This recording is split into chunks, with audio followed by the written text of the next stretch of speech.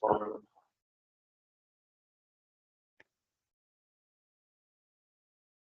I've got 3 o'clock. Let's go ahead and call the special council meeting to order. I'll start off with the pledge of allegiance. Pledge allegiance to the flag of the United States of America and to the republic for which it stands, one nation, under God, indivisible, with liberty and justice.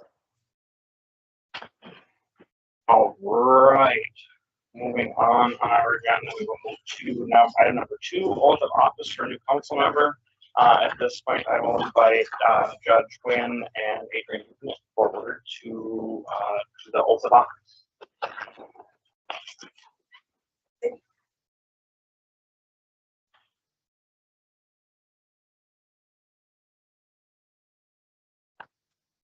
You'll place your left hand on the Bible and raise your right hand and then repeat after me.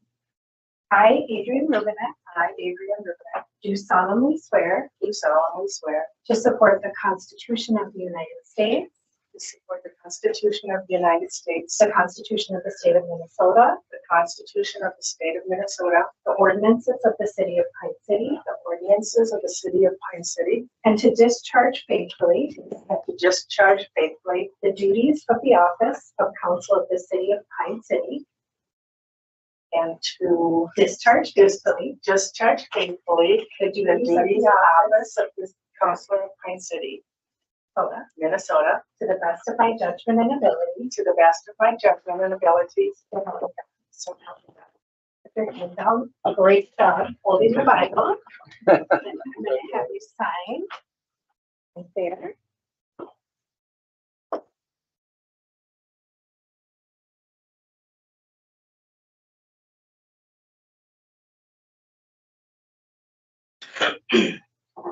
Thank you, Isaac.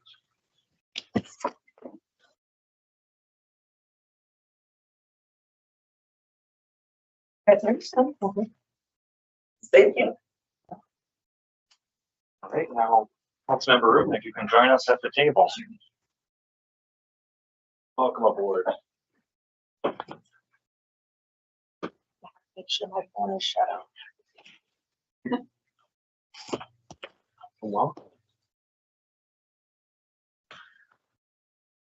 Okay.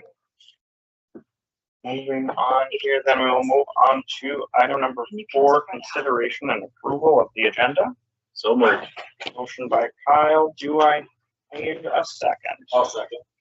Second by Dan. Any further discussion? Hearing none. All those in favor, please signify by saying aye. Aye. Those opposed, motion carries. All right, that moves us on to our business items. Business item number 5.1, Rumberger Consultants. Marcy, you want to take us away? We on 5.1? Yes. Okay, thank you. Yes, this is a meeting to, I believe, discuss the contracted rates and the contract with Rum River in the city. And I believe Andy and Roxy are going to lead this meeting. Or did you want me to? If you want to tee it up, that would be great.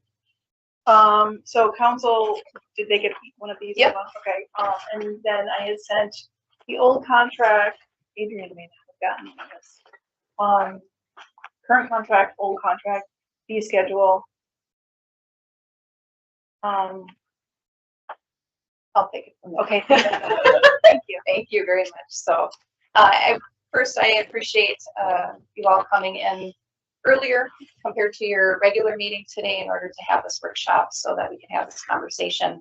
I think it's been something that was even talked about last December to have a workshop with us. So I appreciate the opportunity. So for those of you, I believe you all know us, but my name is Roxanne and Andy. So I did provide some further documentation. I know as City Administrator Peterson stated, you have already received the draft RFP response that we provided this spring, which was approved in your May council meeting to continue our services with the City of Pine City, and we appreciate that opportunity.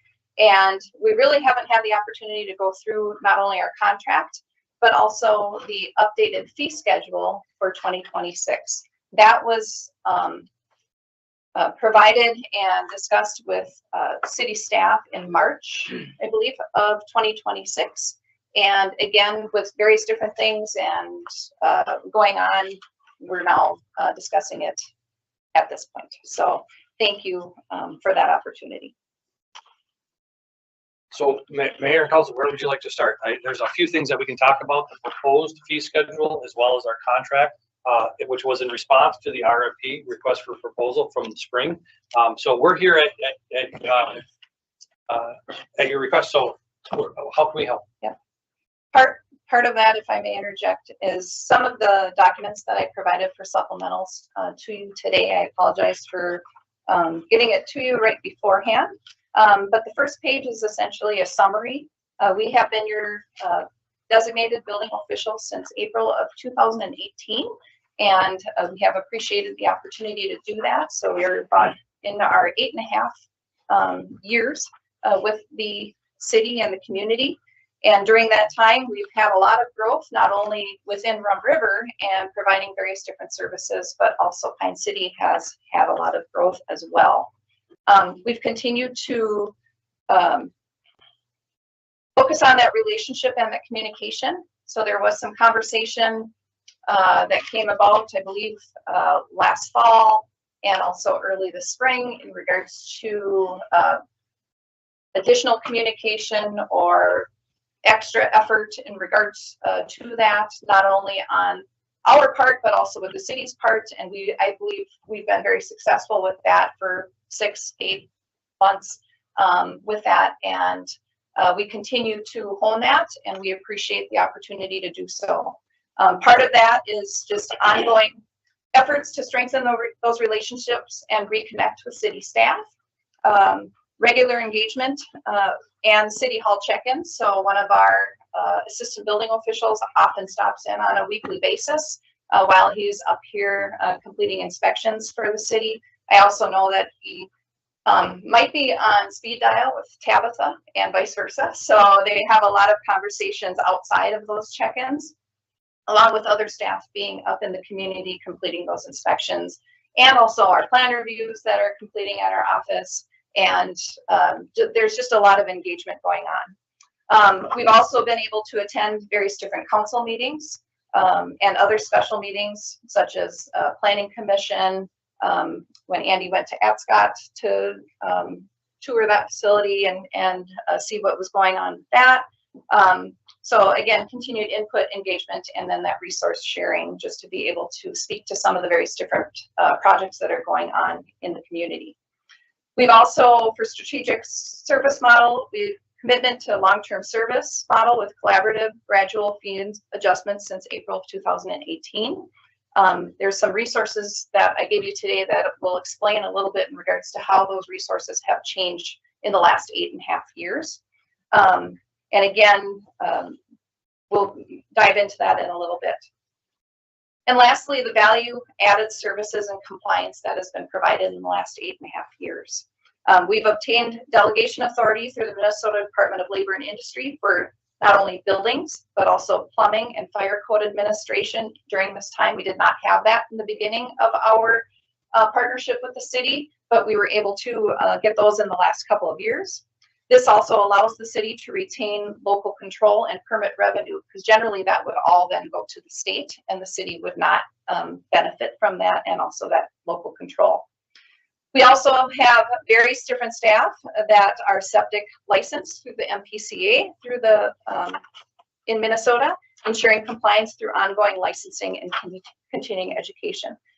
Please understand, I know that there aren't too many septics in the community, but it's nice to have that all in one package for you guys to be able to have that through our contract abilities.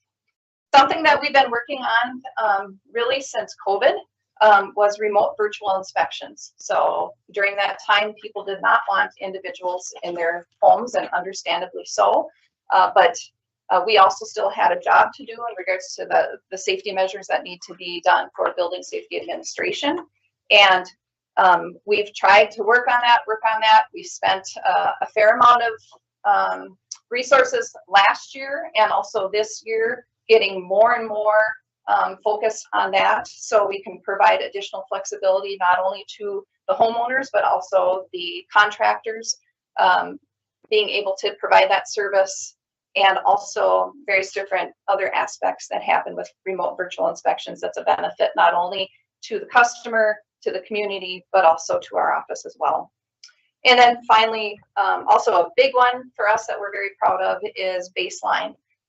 They were part of our department back in 2022-23 as we were getting that addressed, and it's really made by the user for the user.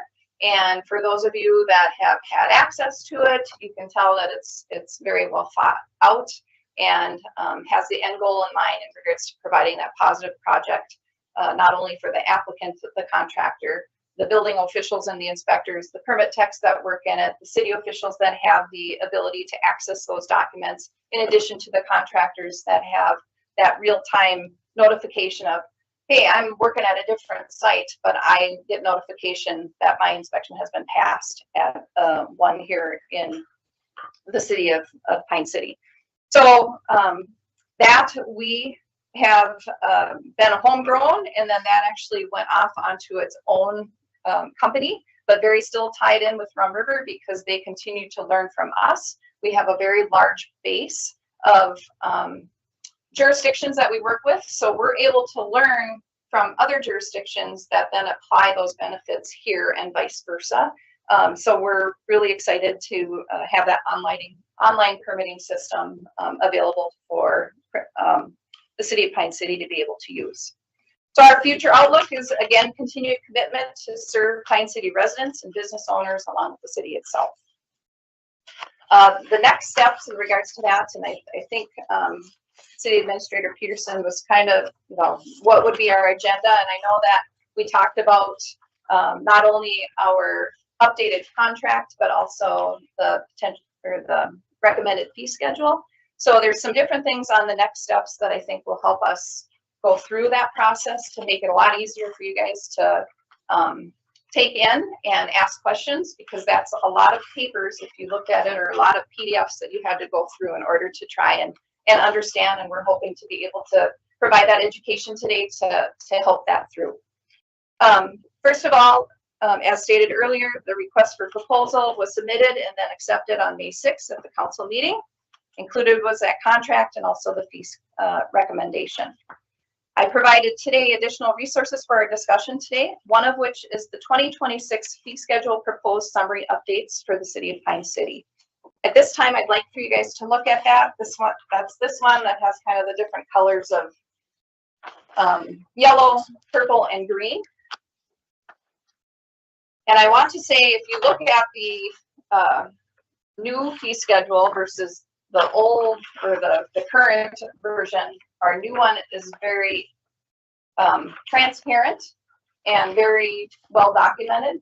A lot of it has been a format change, so it went from about 4 pages to close to 10. Please don't get scared by that. We were trying to make it so that it was very easy for people to find the information they were looking for, not only for staff, our staff, but also city residents and or contractors that are looking to see, well, how much, if I go ahead with this project, how much is it going to cost our family or our company in order to be able to do that. So a lot of it was just formatting changes to make it easier in regards to that. But for the key changes, this document, it's a 2-page document. The yellow means that it's budget neutral or potential undetermined impact. Purple is that there's an anticipated increase for the fee, and green means that there's an anticipated decrease. So at a quick glance, I'm happy to say there's a lot of green on this 2-page document for you to review. For subdivision 1, fee multiplier, the minimum valuation fee currently listed is at $100. We would like to increase that to $125. This is clarifying for projects calculated valuation between $1 and $4,000. Right now, it goes from $1 to $2,000, and then 2001 to $25,000. The nice impact is this is actually a savings for those projects. And as an example, in 2025, we had one project that was valued at $2,000 or less when we have to calculate the permit and plan review for those particular projects. And that equaled $100 as a minimum. And then, so it was $100 plus the plan review, which is 65% of the permit fee. So that permit would have been $165 plus any surcharges or anything that would be involved in that particular one. In 2025, there were 4 projects that were valued at $4,000 or less, equaling a fee of $133.15. With this new fee schedule, small projects like this would have a savings of $13.45 of permit and plan review combined. Continued savings will occur through those valuations listed through $25,000. The next portion of that fee multiplier table is $25,001. Anything above that will not be changed at all with this update. And I'm going to just go off the subdivisions because there's a lot and I know I'm going to lose my voice otherwise. So if there's any questions as we go through these subdivisions, I'm going to just open that up so you don't hear me drone on. So Toss a question out for you really. yes, sir. The base fee goes up $25. I understand that. Yes. I live in the real world too. I know that the cost of everything is more expensive now than it was before. Would you ever consider, if you are doing something that's like a virtual inspection, of maybe having a different rate for something like that's a water heater replacement, and you know that they can snap a picture and send it to you. You're not driving from your office to Pine City to do that. Could that have any sort of built-in? That's an interesting question, if I can respond to that. And it's a natural and it's an understanding question. Short answer is that's a difficult way to administer it, because up to this point, we've been investing a lot of time and resources to build that program, by which we're not receiving, of course, any refund or any revenues from permits. So this is more of an implementation of a project or a program that we've already built. So we've already implemented, or we've already made those investments. So what this is going to do is help us control those costs going forward, not have a different tiered fee schedule. And that would be very messy, if you will, because there are some projects like an electric water heater, pretty low impact, that we can do a remote virtual inspection pretty effectively. However, in order to get us to the point of having the availability to do that, we've made significant investments. Visiting with Department of Labor and Industry to make sure they're accepting of our program, as well as developing that program in such a way that it's easy to navigate. Sure. I guess, and I should say that the thought behind my question is I'm looking at this spreadsheet of all of your permits, and all the permits are pulled. We've come from 2018 where the base permit fee was $40. And I get that you're adding a lot of additional icing onto that cake now compared to what was happening in 2018. Correct. But we have well over doubled here in 10 years. So that's the one thing that gives me pause. I know that's one thing that Mr. Hill is going to bring up later, is the fact that we've got neighboring communities that are charging $50 for a water heater install, and you guys, your base fee is going to be $120. And it's important to remember too, as well, that is that $40 isn't enough. You know, you can't put a truck on the road and check the boxes required from Department of Labor and Industry for that amount of money. So we worked in some jurisdictions that it's $25 or whatever it is. So this is a fee for service. It's a matter of making sure that the fees that are charged are equal to the services required by the state of Minnesota, without having any other funding source offset or supplement that, if you will.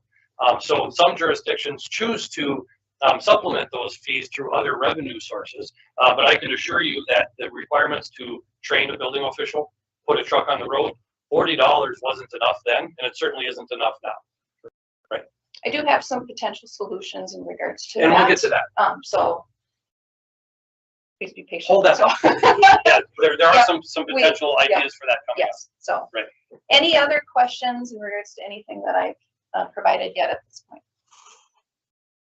All right, so please say, Roxanne, hang on if you got a question that pops up. So subdivision 2, one of the things that the state of Minnesota did in 2025 that went into effect this year was some legislative changes where as your delegated plumbing inspector for plan review and inspections for non-residential projects. Typically, those would go to the state of Minnesota in order to complete.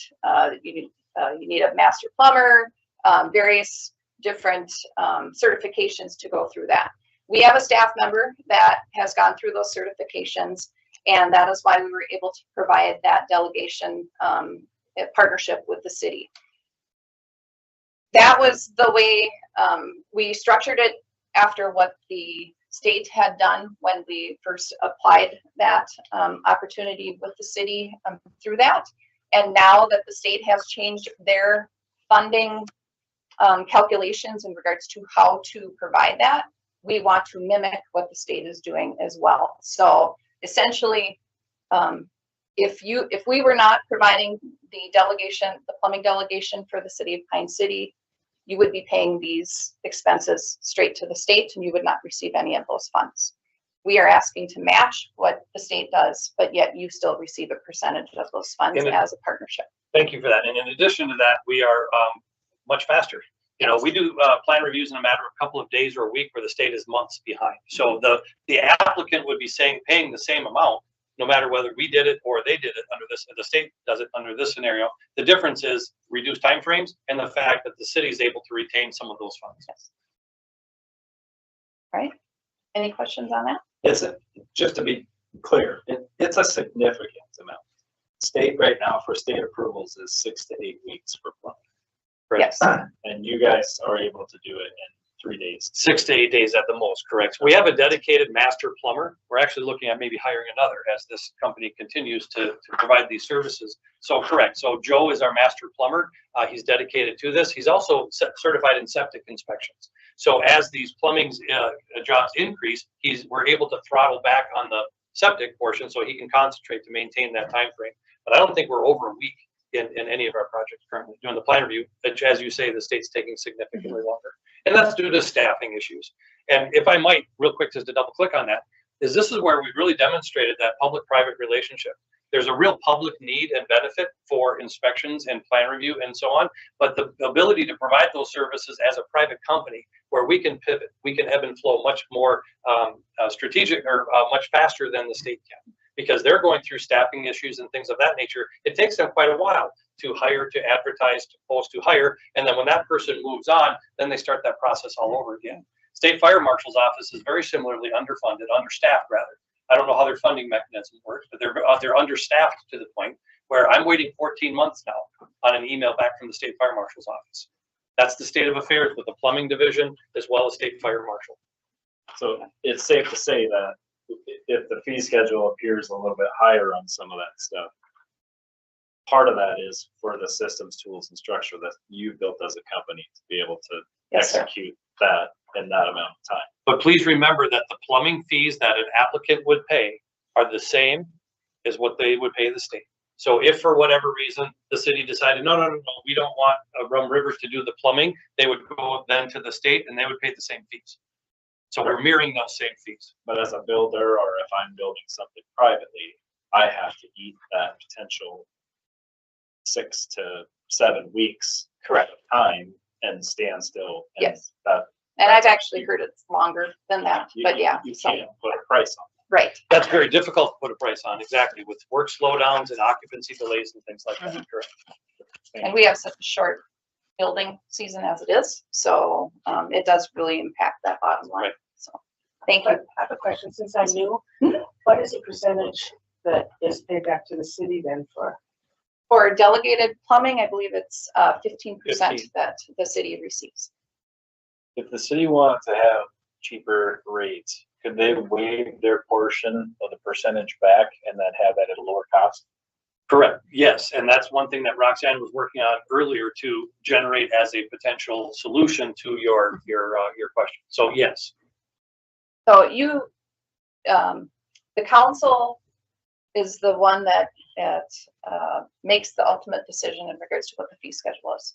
We are providing these recommendations, but we're also stating that if the state is charging this, we would like to be compensated the same as that.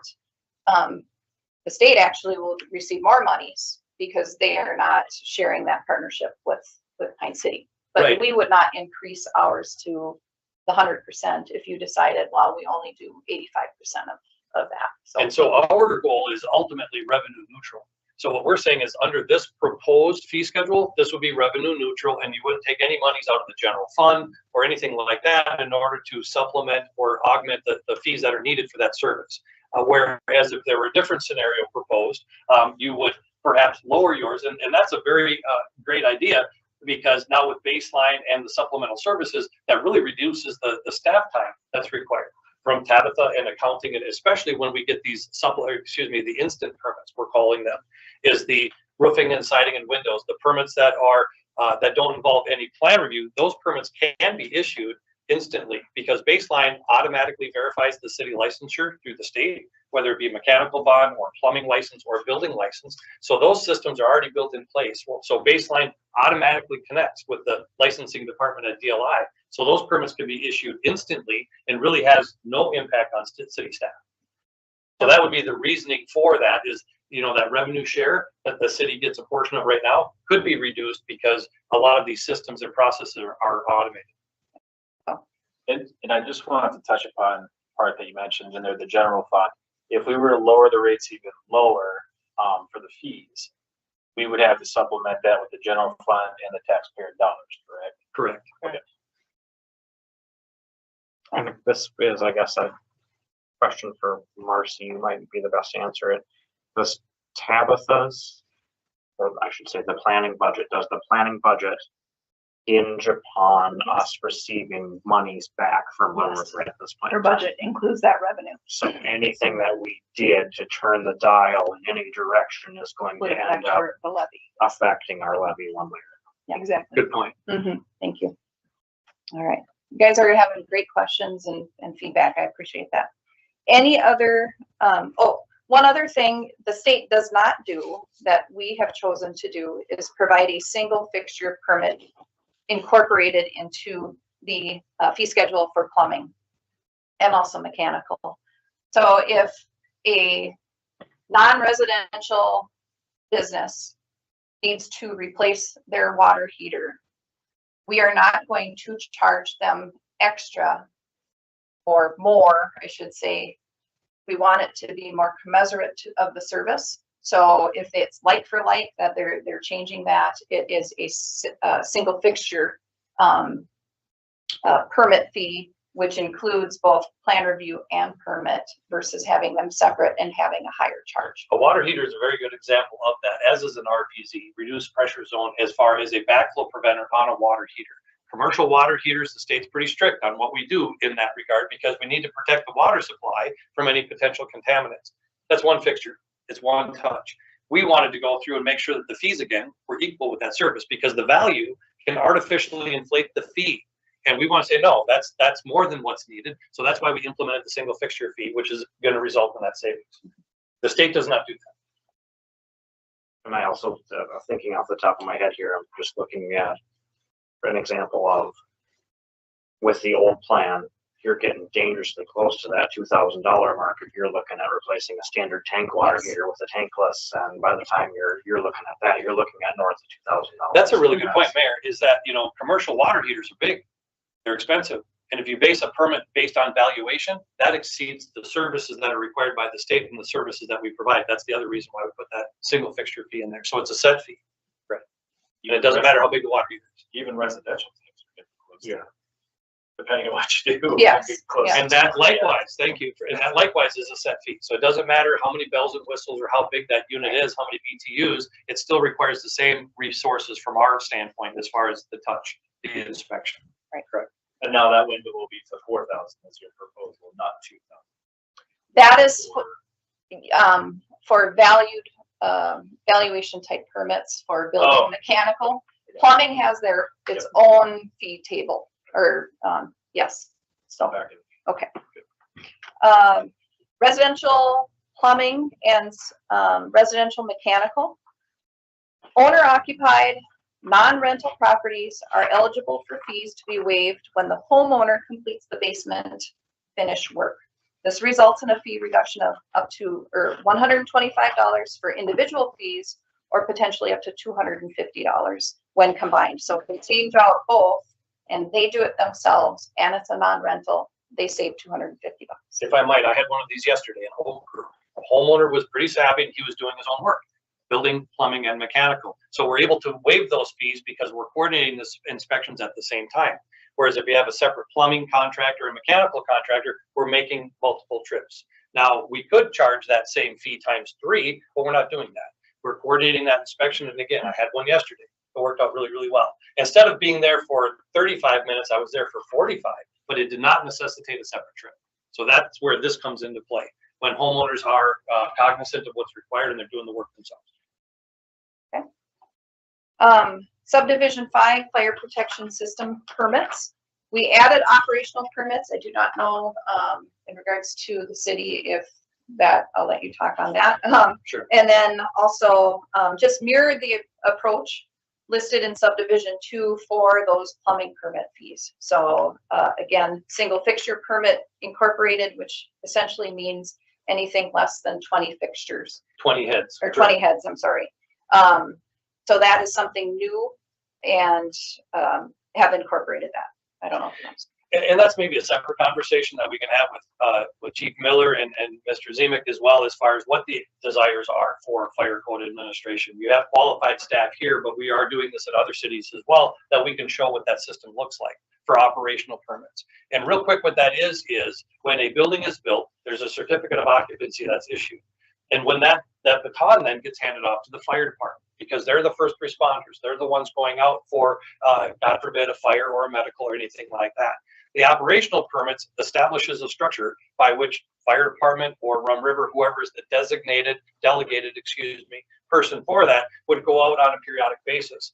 Once a year, depending on other needs, or it can be stretched out to every 2, to make sure the portable fire extinguishers are serviced as needed, to make sure the annual inspections are done on the fire sprinkler system and things of that nature. So that's a separate conversation, but that's what that is centered on, is fire operation permits. So that structure is there if we ever wanted to tap that for use here in Pine City. Oh, and we attended the last meeting. Adam was able to talk about going to various different businesses and doing those site plans to make sure that the firefighters are safe, but also to have that community relationship. That kind of goes hand in hand with that, depending on if they want to take that one step further. We're also excited that Baseline is developing a fire module, so that information would be accessible rather than in a 3-ring binder. They might be able to have 4 or 5 firefighters looking at it if they have iPads or something in the fire engines as they're going to see what that's going on. So a great way to summarize that is that the operational permits and the fire code administration really has 3 charges in this order. First is to protect the first responder. Second is to protect the occupant, and then thirdly, the building. So realizing that order of importance is helpful when you look at it that way. any questions on any of that? All right, moving on to subdivision 6, plan review fees. Minimums are based on time and certification required. So we have various different certified building officials, limited building officials, building inspectors. We have various different degrees of certifications. And for residential plan review, the minimum has been adjusted to $81.25, which is 65% of that $125 minimum permit fee that we talked about way at the beginning. Originally, what our current fee schedule again is at $100, which would then be $65 or 65% of that. So that's where that increase of $16.25 comes with that minimum. Non-residential plan review minimum set is at $150. So again, we have a lot of further professional education certifications, various different things for our staff that have those qualifications. So we're looking to have that as a new portion of that fee for non-residential. Essentially what that means is when a project comes in that's not residential, what it takes for us to get into the system, have a qualified person do the review, prepare it for issuance is $150. So hourly rates have been clarified to include $95 per hour Additionally, billing methods are recorded per quarter hour with a minimum half hour. And I believe before it used to be a minimum 1 hour. So we actually decreased that as well. Non-residential multifamily plumbing plan review, again, that is in regards to the plan review permit fee structure that is also in there, again, mimicking what the state had. And the fire construction plan review, again, also mimics that plumbing plan review. So water runs through those pipes, very similar to plumbing pipes. So that's why we put that connection there. That's a little different than new. I want to double click and pause on that. Are there any questions on the correlation between plumbing and fire? All right. Thank you. Subdivision 7, you might be best to explain this one. We had a great conversation recently up here about that with Tommy, when Tommy was in the room from Big Fork Valley. I think we were all here for that conversation about the difference. He did a great job of illustrating the difference between, what's a building code related project, modular versus manufactured, which has the HUD standards, like a trailer home. Trailers are built on a chassis, and they were made, if you look back at it, it's actually a very interesting history. Back in time, they were built for transport because jobs would move around the country. That's why that program was established originally, so that they actually have a DOT certification on them. Well, that's a manufactured home. A modular home is built in a factory under controlled conditions with good lighting and the whole 9 yards. That standard has to meet the current building code. So that's the difference between manufactured and modular. If there's any more questions on that, I know we had a deep dive at that planning commission meeting when Mr. Foster was here. And I think some of the rules around that just changed or are changing, or we're on the. They're on the cusp of changing. It'll be interesting if you've been paying attention to the news, and apparently you have. It's interesting in that they're looking at maybe removing that chassis requirement because we're not nomads anymore. We don't move around the country following jobs and things like we did it in the middle to early 50s when that was first started. Correct. But in regards to subdivision 7, with that tee-up, that is just, again, mimicking what the state has for those specific type of projects. And that is what we have listed in there. So subdivision 9, this lists out a bunch of different things. So I'll go through, and if you have questions as I'm going through these bullet points, please ask. So maximum fees, that's unique to Rum River as far as we know. We do not know of other municipalities or contractors that provide, we know of ones that do minimum fees, but that they don't do maximum fees. And that is something, again, that we are trying to provide the fee commensurate with the service that is provided and required. So maximum fees have been set for basement finishes at $500, accessory structures at $850, and decks at $675. This is new. This is a decrease for high valuation projects, which also includes the plan review for those particular projects. The reason being, again, is we've learned in other jurisdictions where they had a $40,000 or $50,000 deck that was value based, that made that permit skyrocket in regards to the permit and plan review. We don't want to do that to our citizens that we serve. So this is our way of keeping that in check. Similarly, the accessory structures, Oak Grove, Now Then, and Baldwin, they have very generous allowances for detached accessory structures. And what we saw were people building big pole barns for RVs, for fishing boats, whatever that case might be. And we were looking at $1,200, $1,400 pole barn permit fees. And we're like, okay, time out. We need to change that, because again, those fees were exceeding the services that were required by the state. And as you can well imagine, we have a great coverage with a number of cities, and people are starting to ask that question. Say, wait a minute, that seems like a lot of money for a pole barn permit. We said, yeah, you're right. So that's where these maximums come in for, again, the large decks, the large accessory buildings, and then the large basements. That's where we're able to cap that as a maximum fee. Not that you probably will use this very often. However, we do have an agricultural permit exemption administrative application. Right now, this is new. It's $250, which includes a preliminary site plan review, and you may be able to remove this one. We kept it in there just in case you annex something or what have you, and that is listed on the tax rolls. That is agricultural land, and they want to put something up for that. So Otherwise, what we have been doing, it's up to the building official to determine if it is able to have a permit exemption due to agricultural rules. And there's a lot of work that goes into that administratively to research what are the tax rolls, what are they using it for, working with the assessor. So this at least will recoup some of those costs that go through with that. I would suggest leaving it in place because Tabitha and planning and zoning would also have requirements for that. And up to this point, we've been absorbing it, as has our cities. So as unlikely as it might be for you to have an agricultural building exemption, I would suggest leaving it in there just in case. Because the event does happen where somebody applies for an agricultural exemption. As of right now, Tabitha and we're donating our time. We're simply absorbing that. Whereas that's really not the spirit of this fee for service. So we want to make sure that there's a placeholder in there for that. It's $250. It's not that significant, but we want to make sure there's something in there so staff and we are compensated for that request. Yep. So, and you will find with this list, there's some of them that may not ever happen in the city of Pine City. But again, we have learned in other jurisdictions that we want to be prepared in case something were to come up that we're like, oh, well, now what do we do? Well, it's in here. So that's why a lot of it is gotten longer. So. On that note is a moved structure, moving a home, moving a building. It doesn't happen very often, but when it does, we'd like to have that in there so we don't have to play defense and figure it out on the fly. Yeah, so it gives us some structure to follow. So Right. The third bullet point is consultants, cost for service when external professional services exceed standard fees.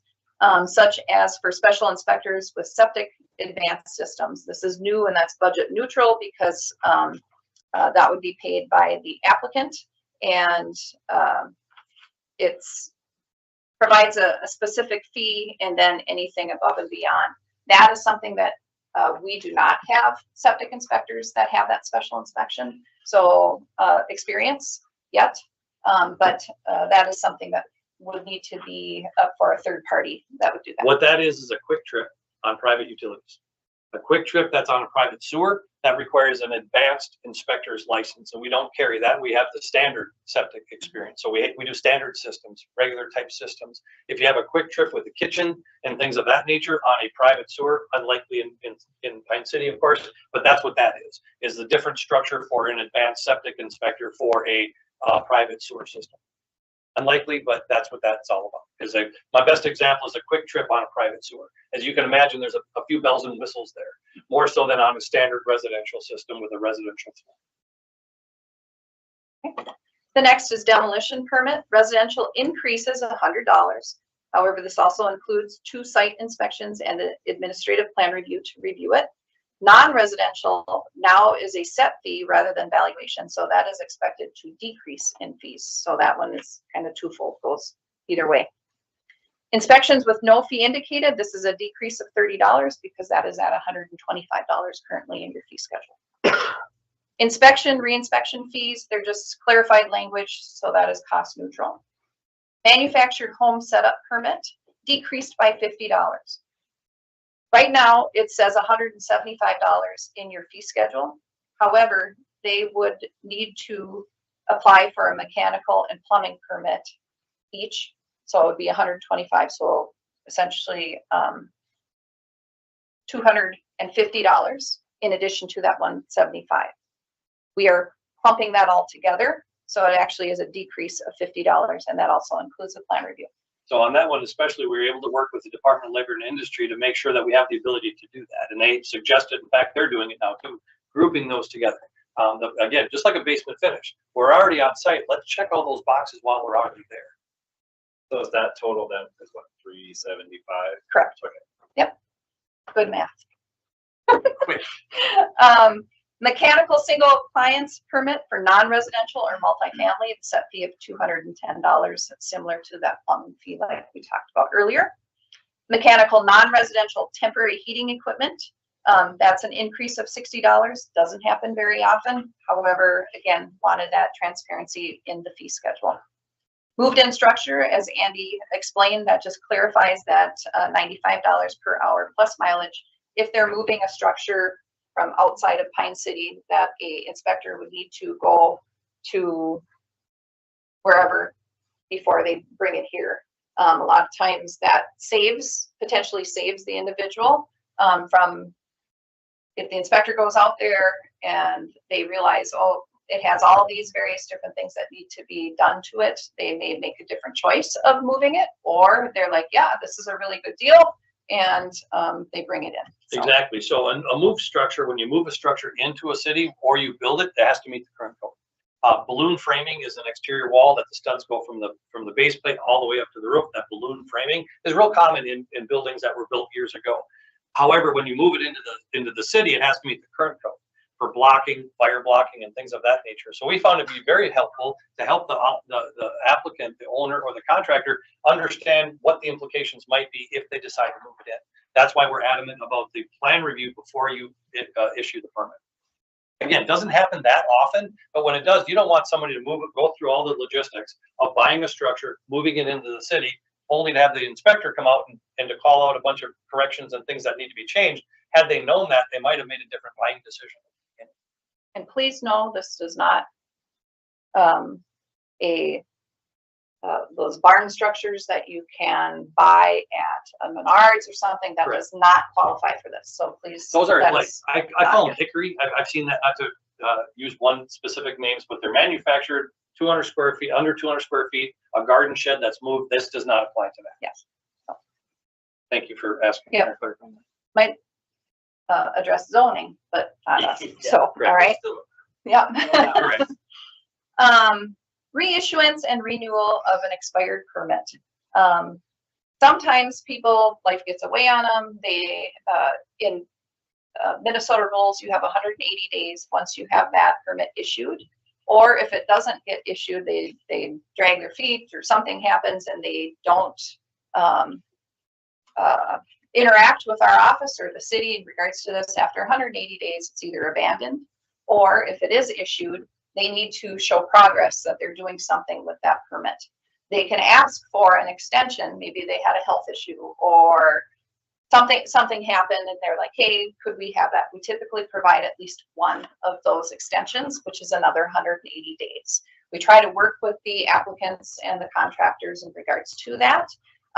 This provides a mechanism of, say they didn't get to completing their project, or they got it so far, something happened, they never got a final on it. Now they want to sell their house. They pulled the permit 2 years ago. It was under Rum River. And we have the information in baseline, and it's like, okay, we can re-up or move that into a new permit from 2026, but it would be a minimum of $50 in order for our staff, so that they actually that we get paid in order to process that for that renewal, rather than them picking out or having to pay $125 or more for reissuing that permit, depending on what it is. One more piece to dovetail on that is Baseline has a system in there where you receive automatic notification. If your permit's about to expire, I think it's 30 days.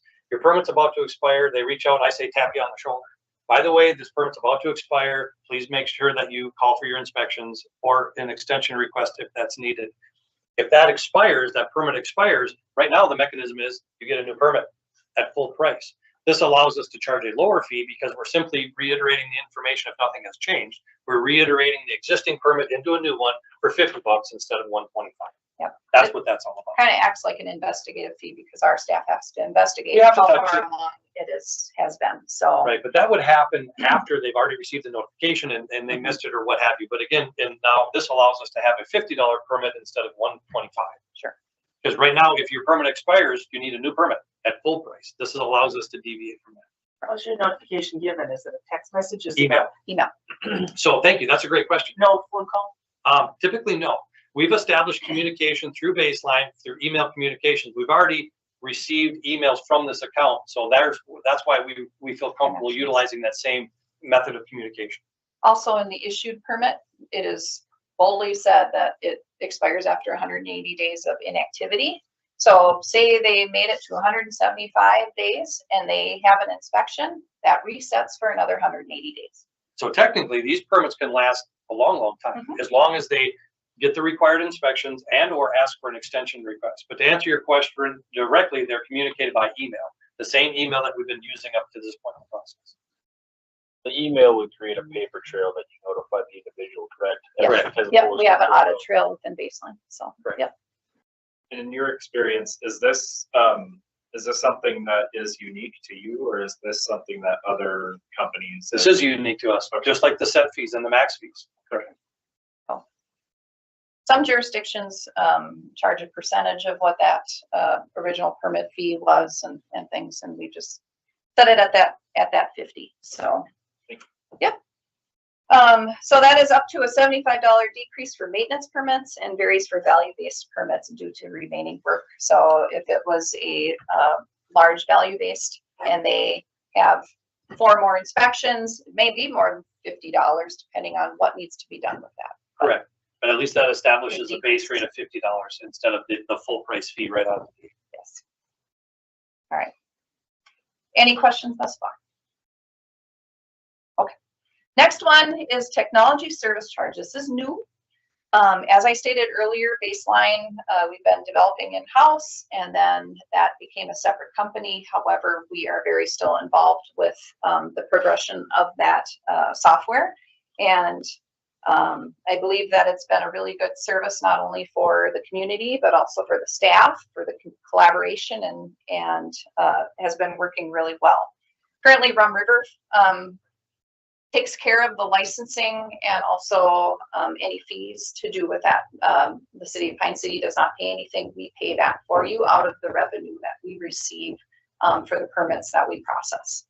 What we are asking is to add a technology service charge as a small application-specific cost charge at the time of the permit issuance, which is paid specifically by the applicants who utilize and benefit from the city's digital permitting infrastructure. These funds support the ongoing resources needed to maintain a secure and modern permitting environment, including portal access for the applicant, live updates, the contractor licensing verification that Andy mentioned earlier, that's downloaded from the state once a day via Baseline. The state states that we could charge $5 for that verification process when, or through state statute. We have waived that in the past, but that essentially is part of that fee in the technology service charge. In addition to support by Baseline support, data security, system updates for the users. Please know that this technology service charge, we can add that to our invoicing from Rum River, so it's one less thing that the city has to pay a separate billing. However, that money all goes to Baseline. We do not keep that for Rum River. And also to put that into context, the contractor doesn't need to show up on site to find the inspection results. Those are automatically sent by email. So it doesn't take very long to save that $10 back. But the contractors have remote notification of what their inspection notification is. That's another nice way to look at it. Is instead of in the old days, we used to do an inspection record and staple it to the stud on the wall or leave it with the homeowner. Well, now the inspectors on the curb after the inspection updates the inspection record, and it's automatically sent by email to the applicant. So not only are they notified automatically, they also have a record. They have access to that record, that durable record as well. So that's where it's going. Pardon me? Who owns Baseline? Baseline is a separate company, and there's a separate owner group. I'm one of them because we started it. That's what I wanted to know. Thank you. So With Baseline, if it applies, as part of that technology, does it create and keep as-built records that are accessible by contractors or other individuals? It does. It also automatically interfaces with Laserfish. Oh, wow. You know, so automatically that record slides over into the retention schedule for the city. Correct. So, yes. And the nice thing too with Baseline is, say, I applied for something, but I am not going to be home when the inspector is coming out, but I want to share it with Andy.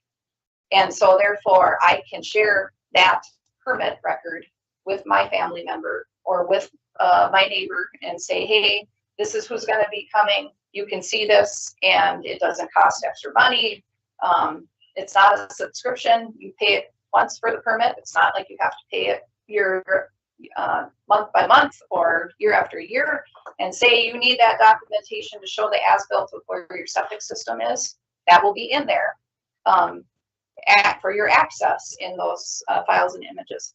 So we believe that the monies that the applicant would be paying for this more than makes up for the minimal cost for that particular permit. The other piece to see how that collaboration works is between subcontractors. General contractor and then subcontractors. That way they can all see each other's work and the general contractor knows the status of what everybody else is doing. Again, instead of driving out and looking at the inspection record paper copy that's on site. Right. You're saying all of that technology costs $10? Correct. $10 per permit. And as, say the as-built records are, if somebody buys a home, they has 3 or 4 as-builts, they sell the property. Is that as-built information accessible by the new property owner, or does that stay only accessible by the permit holder? Good question, and that is that's all public record, and that's retained by the city. So you can there's 2 ways to go about that. You can ask the person requesting that information to fill out a data request, or more often than not, realistically, they contact the city. The city sends a couple of PDFs by email, and it's that quick. It's that easy. No more filing cabinets, no more photocopies, no more faxes. It's a matter of a few clicks that the city staff, whether again that be a data request through a data request or not, but that information can be sent in, is available. Correct. And does your technology interface with Gopher One Call or locates as well with your as-built? Good question, but not at this time. Good idea. Thank you for that. There's others out there that do. It's really handy because it cuts your locate time down to hours, because all they go, they email it out to you and say, here's the as-built of our systems underneath for you. Right. Thank you for that. That's a good suggestion. We appreciate the innovation, so we'll be looking into it. So, all right. So this is budget neutral item for the city. However, it is $10 per permit is what is recommended in there. So, which is provided to baseline for services outlined above. So again, Rum River does not keep that money. Lastly, for subdivision 14's subsurface sewage treatment system or septic fees, again, Pine City does not have many of these within your jurisdiction. However, there is an increase of $100, which includes the soil verification for septic types 1, 2, and 3 for the residential systems. Septics 4 and 5 are those advanced systems with a set fee of $375 plus the actual cost. That is due to that special inspector that we talked about earlier, versus a value-based method, which can increase that considerably. Alteration or extension, we accidentally omitted that from the original proposed draft, so that is back in with no fee change. Holding tank, if ever there was one, there's a decrease for the first year because the operating permit is included. Soil site review, this is new. Unsure if the city would ever utilize this, but again, we're trying to be very transparent with those ideas, with $250 plus $100 per lot if requested for plat approval. So one of our septics guys, but I don't see that happening very often in our city here, but wanted to put that out there. Let me expand on that for just a moment. Where we're utilizing that in a couple of different cities is where they're using that between preliminary and final plat. You come in with a preliminary plat on septic lots, whereas you need to show that there's 2 type 1 septic system sites available. And the designer goes out and says, yes, those septic sites are going to go here and here. Before it goes to final plat, this is an option where the city can assure that the plat is actually going to be built as represented, to make sure that the slab-on grades are slab-on grades, the basements go where the basements go, and the walkouts go where the walkouts go. So that's what this is. It's optional. Some cities utilize it, some don't. I don't know how applicable it would be here anyway if you had a larger subdivision on a private sewer system. That's what this is about, where we would go out between preliminary and final plat to agree with the 2 type 1 septic systems, where we would go out and for a base fee of $250 plus $100 per lot, we would do our own borings. We have the tools for that, where we would verify where the seasonally saturated soils are to say, oh yes, you can have a full basement here. The water is deep enough. Or wait a minute, that water's higher. You can only have a lookout or a slab on grade house. You cannot have a full basement. It's being proactive, and that's what that's all about. So if we had any long-term goals to do any kind of annexation, that's where we could get into it. Correct. And, but yet, if you didn't, it just sleeps there and you don't utilize it. And at least that way, if it's there and that does arise, we don't need to scramble and implement that into your fee schedule. SSTS only covers septic. It doesn't cover, say, underground storm water management vaults or grease oil traps. Correct. So SSTS is governed by MPCA 7080 through 7083. So that's all governed by the Minnesota Pollution Control Agency for on-site sewer systems, sewage treatment systems. Right. So I have a question. So the sewer systems out by Chadwood, like where Sloan's and Mox and all those lives, is that a sewer system? And do they have city water and city sewer? Not on that side. No. So that's where this would come, because it's a septic system and a water. Along with 14th, I believe. Yes, Oh, 14th down there where Renage used to live. Well, north of the Legion too.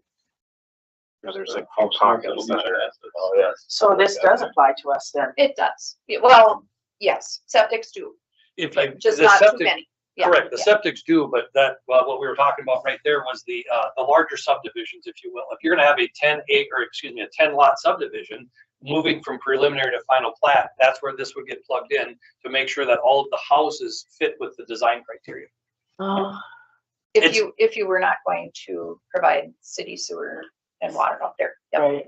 Right, and this actually has proven to be very, it's shown its benefits in Now Then and Oak Grove. Now Then, they wanted it, so we go out there, we can verify those sites as they come in. Oak Grove chose not to. So they're kind of rolling the dice, if you will, is that a lot is sold, a home is developed, and we go out for the soils to say, oh, doesn't look like you can do a full basement here, you can only do the slab on grade. It's being more proactive, if you will. While identifying that if the septic drain field is. Correct, you got one shot. Yeah. I mean, because septic systems, for a type 1 system, they have to be on undisturbed soil. That's right. That's what a type 1 septic system is. And by law, we need to provide 2 type 1 septic sites per new lot. Because the thought is that here's your home and Say here's, that again? okay, I'm We sorry, need to provide, 2 type 1 systems. A type 1 system is on undisturbed soil. It means that you haven't so dug we it up. need to provide 2 Correct. undisturbed Correct. or 1. You need to provide 2 septic sites of a type 1. Because the thought process is you're gonna build your new house and here's your drain field. 20, 25 years, that drain field is used up and you need another site. Uh-huh. Here's where it goes. Okay. So that allows a good longevity of a single family home. Yeah. That's why you need to provide a primary and a backup soil treatment site. Okay, I get it. So for some of these sales, it would be you don't have a backup place for a type 1 Correct. drain field. Here's your options for hooking up. Correct. Or what's even worse yet is you go out there and you start digging a hole for the basement and all of a sudden, oh wait, that can't be so high. Well, now you've already disturbed the soils. The septic system cannot go in that site anymore. It creates quite a mess. Oh, great questions, everyone. The last one is, I believe you have maintenance permits in your fee schedule, but I don't know if the city does maintenance permits for the septics. We do not for Rum River. We do that for other jurisdictions. And essentially, for a maintenance permit through the MPCA, they recommend that the system get checked, pumped, or assessed with it every 3 years. That is a huge investment that people do for their property if they have a septic system, a private septic system. And this 3-year check makes sure that the maintenance provider, that is not us, but the maintenance provider makes sure that it's working properly, that any of the sludge, if it needs to be pumped out, if you're only 1 or 2 people there and you're not making a lot of effluent, I guess, of things going into that system, you may not have to have it pumped out and it may just be assessed, which is less expensive, but it makes sure that that system is working and also that it's not leaking into any of your groundwater, which not only affects you, but also your neighbors that are nearby. You've learned a lot over the years. I have. So I've been this is a, student. yes, you have. So this is akin to what some people call a pumping permit. So if you've ever heard that terminology on private sewer systems, is that every 3 years you would get a pumping permit. Well, it's no longer having, the state clarified, you don't have to pump it. You have to assess it to make sure the sludge on the bottom has not built up too much and the scum on the top has not built up so much. So the best example is empty nesters, you know, where the kids move away to college, and now you have a 3, 4, 5 bedroom home with 2 people living in there. Well, you don't have the demand on that septic system as you did when there's kids, you know, running the gosh, you know, for the garbage disposal, the shower, dental floss, and things like that. So what this allows us to do through education, $10 every 3 years, is to talk to them to say, make sure that if you don't pump it, you at least assess it. That assessment, again, is a private service provider, not us, that goes out there to evaluate and make sure that the scum and the sludge has not built up to a point where it's going to get by the baffle and get out to the drain field. The drain field is the expensive part of the septic system. The tank is a couple $1,000s, yes, but the drain field is $15,000 to $20,000. That's what this is all aimed at, is protecting that drain field.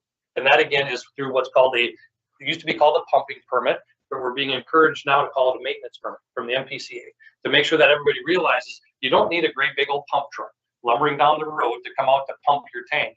It's more about education and assessment. Again, those situations where you have less family members in the home, that system doesn't need to be pumped every 3 years for X number of dollars. It can be assessed for a much lower fee. Somebody drives out with a pickup truck instead of a great big pump truck. And so, That's a short section of what that includes. so the current fee schedule has $10.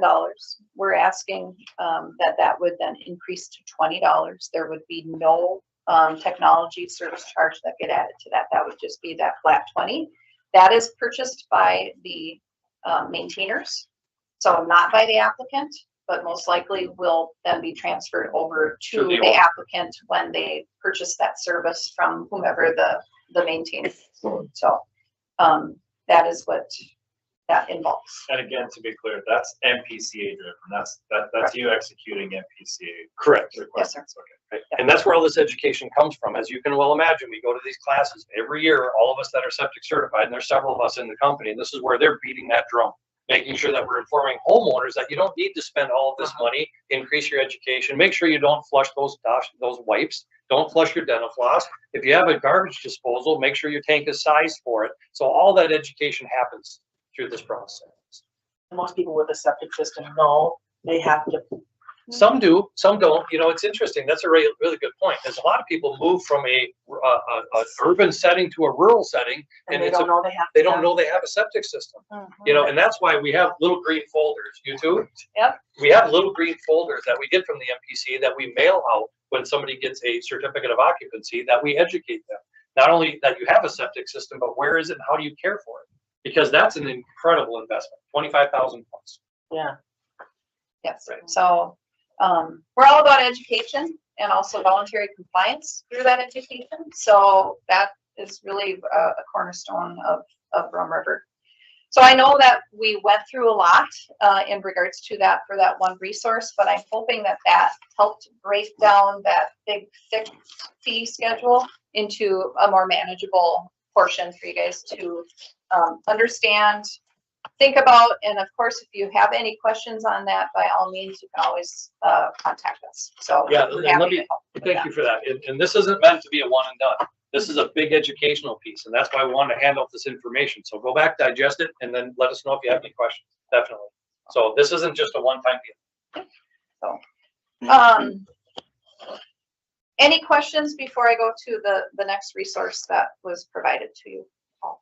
Yes. I have a question regarding the subdivision 6 plan review fees. Yes. Our planner was not able to be here today, so I'm asking on behalf of her. She was stating that with the plan reviews between herself, fire chief, and our fire and life safety, they are doing more plan reviews, and just wanted to throw it out there, the possibility of increasing the city's percentage from 30 to 40% on that item. We don't need an answer today. I just want to put it out. So.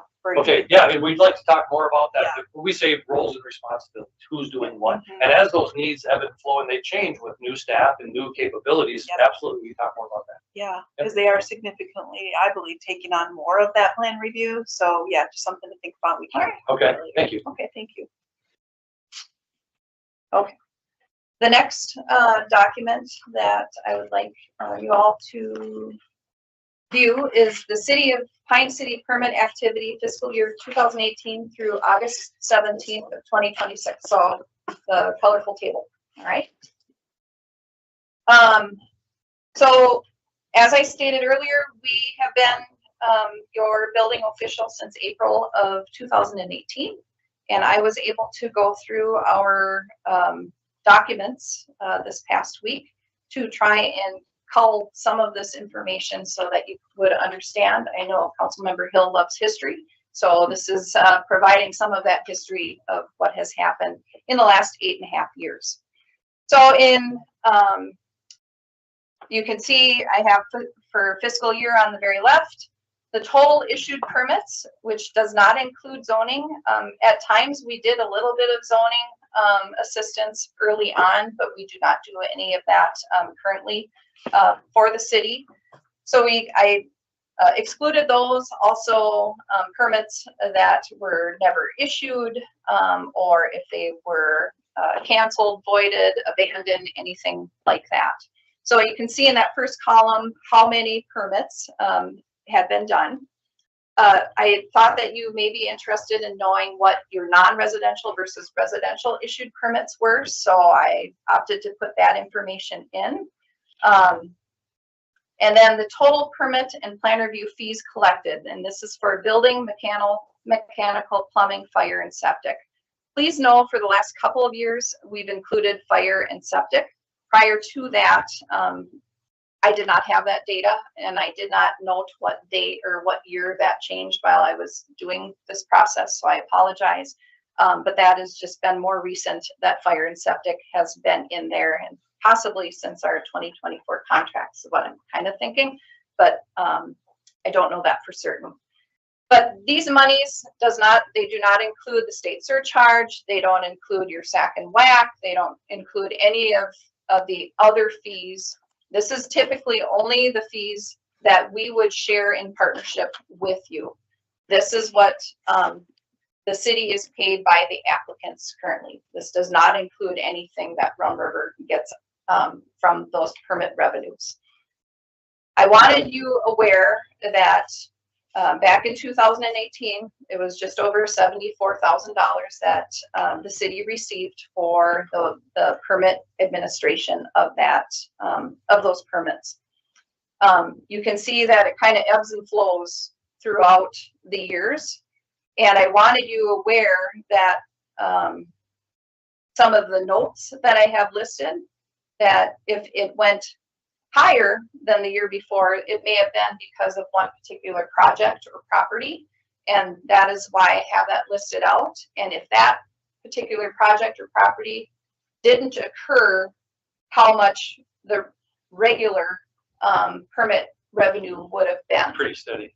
Okay, so I think I had went from 2025, since we're only partially through 2026, and through 2018, and I want to say you averaged 101 or 110. I don't remember where that one was, and I don't have that on my notes, but that's what the average was in regards to that permit revenue for the city. The other thing too is I know that there has been a lot of interest in regards to maintenance permits, and the concern that the maintenance permits are higher than what should be, or what people feel they should be. And so I felt it was important for you to see how many residential maintenance permits we have processed since 2018.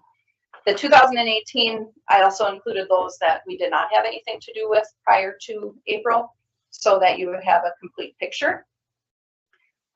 You can notice in 2020 and 2019, we must have had, and I remember, some storm damage, because roofs in 2019, there were 111.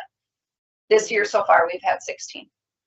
Probably because we haven't had hardly any rain, or whatever. So, but I have not only the residential maintenance permits, how many permit fees were collected for those permits, in addition to what the maintenance permit cost fee was per the maintenance or per the fee schedule. So back in 2018, it was at $40. We are at $125 for a maintenance permit now in 2026. So close, 8 years later. Three 3 times. Yeah. The 185, just so that you're aware, if they do one water heater or one furnace, it's 125. If they get a furnace and an air conditioner, because sometimes they get a rebate deal and they get both at the same time, we've decreased it so it's not $250, it's 185 because we're making that same trip at the same time. So that's why those two numbers are listed underneath that fixed fee. That is consistent for 2026, 2025, 2024. There were a few carryovers from the prior fee schedule in 2023. That's where that $75 comes from. And there were 3 of them that were processed that way. And if you, I believe it was doubled if you did the furnace and air conditioning at that time. So it was 150. So that's why those few numbers are a little bit, there's 3 in there versus the 2. In 2023, as you can see, most of them were $75, but only 8 that had that furnace and AC were 150. In 2022, there were 11 of those doubles. In 2021, there were 3 of those doubles. In 2020, there were 4 of those doubles. In 2019, they were $49. In 2018, it was $40. So in 2018, our percentage at that time, we received $32 in order to drive out in the city, complete the inspection, do all the necessary paperwork, and address administrative time and such. And I remember those conversations back in the day. We were here with Leslie and Ken and saying, yes, we're all recognizing the fact that $40 was lower than it needs to be to provide that service. And we agreed to work incrementally to get where it needed to be. And we're there. We're there now. And thankfully with RVIs and things, we're able to forecast that we're going to be able to stay there. We're not going to need to increase the fees as we otherwise would. Back to your point, Mayor, about RVIs and a different fee schedule. We've already made those investments. So now that's going to allow us to keep that 125 where it is going forward. How far? We don't know. Certainly we don't know that. But that allows us to say we have the same investment now as we will tomorrow and the next day. So that helps us keep that same fee structure that we have now. Realizing that it was just too low back in originally. RBI's name. I'm sorry. RVIs, that's, pardon me? Runs batted in. No, RVI. Oh, V is in Victor. Yes. Remote virtual inspections. Yes. So remote virtual inspections really came to the forefront during COVID, where we would go knock on the door and the people were leaving their door shut. And they would look through the eye hole and they say, I don't want you in my, we didn't know if the world was going to stop spinning or not. So it was understandable that people didn't want us in their basement. So this was in 2020 that this started? The RVIs, remote virtual inspections, they've been done in Florida and California for many, many years. But it came to be a prominence really in Minnesota when COVID was such a prominent issue here. So that's where we really leaned into that, if you will, to find out how to do these remote virtual inspections, which ones made sense and which ones you cannot do. You certainly cannot do an RVI inspection on a framing for a new house. You just can't. A lot of commercial inspections, they're not fitting. However, an electric water heater, we can go through that process. And there's no break if it does your RVI. There's no break for Correct. money. It's the same fee. Correct. Whether somebody comes into my basement or. Yes. Correct. Yep. It is. And remember that investment, we've already spent all that money right now on the resources to develop that program. So there's no rated increase going forward, but there is no decrease for that currently. Correct. It's no different service. It's no different inspection. It's no lesser inspection. The contractors appreciate it because they're not sitting there tapping their foot if they're done early or rushing if they're not done early. And the homeowners aren't taking time off of work. So it really benefits everybody at the table. Well, that's because they aren't calling you anymore. I mean, I look at these figures and I look at what was done in previous years and how many air conditioners. And I'm looking at 2026. One of the air conditioners was mine. One of the water heaters was mine. I mean, I'm kind of forced to do that, and I would anyway because I always did do that. Didn't like paying the fee, but I paid it. When I look at the 2026, I look at 2025, and I've been on the council now 4 years. I watched the compliance go down, and it is going down if you look at the trends of what people are having done. And now they just do it on Saturday and Sunday. I don't care what you guys say. I see it because I live here. And I see these vans pulling up and the water heater sitting by the back and the new one sitting there in a box. And I see the furnaces and that. And staff will tell you that I send off emails and stuff. Is there a permit in this place? Is there a permit? I do that quite frequently. No, Does there that isn't. get forwarded to us at all? No, that's not my responsibility. I mean, when I was in this position as fire marshal, that was one of my jobs to go around, and what we used to do is the planning zoning director and I would take quadrants of the city and go around monthly, mostly more than monthly, but we would go around, just driving around the city on a Friday afternoon, taking a different area. So it took us about 2 trips, a month to go through the whole city, all the 4 quadrants. And we would find all kinds of things, roofing going on and this going on and that going on. It's not being done anymore, and I intend to work on that a little more too.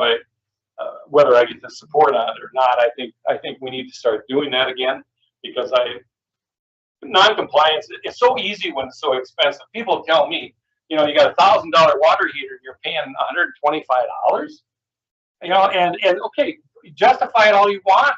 You know, and that's the sales tax is 6 and 8.85%. They're saying it's a heck of a lot higher than the sales tax. It's really hard for me to sit back and say, well, and what are you doing with the money? Well, you know, it's not a whole lot of profit on the city's end, but people are just, I mean, basically what we've achieved is we've achieved non-compliance, and it's not going to get any better. And when I think about it, it really doesn't matter whether you charge 125 or 100, whatever you charge, because it'll never go back to the same, because people got into the mode now of just, I'm just going to do it and I ain't telling nobody. What is the penalty for being out of compliance if you get caught? It's typically a double fee.